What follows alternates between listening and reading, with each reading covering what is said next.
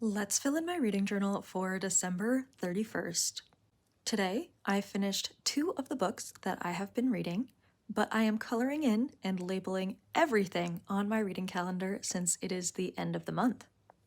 The 2 books that I finished were Fool Me Once by Harlan Coben and Just for the Summer by Abby Jimenez.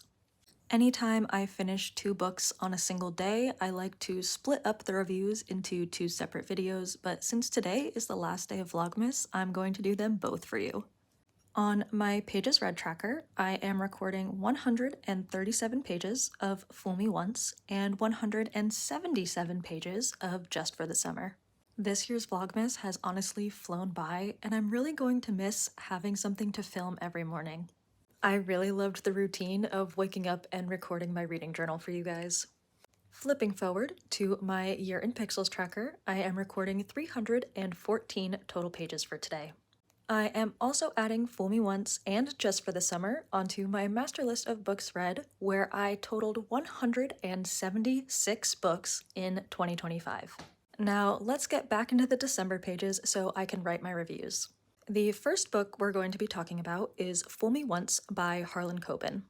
I rated this book 2 stars. For me personally, there was just way too much military propaganda in this book, and I could have done without the glorification of the US military-industrial complex.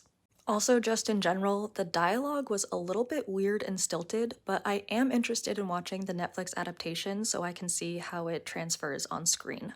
Moving on to Just for the Summer by Abby Jimenez, I rated this book 3.5 stars. As I mentioned yesterday, this was my first foray into contemporary romance. I've typically stayed away from this genre because one of my biggest pet peeves is reading chronically online turns of phrase inside of literature.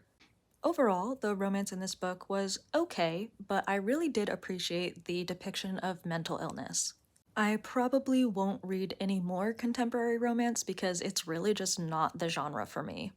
On the facing page, I will be recording my December monthly stats, which you will get to see if you watch my 2025 reading journal flip through. That's all for now. See you soon!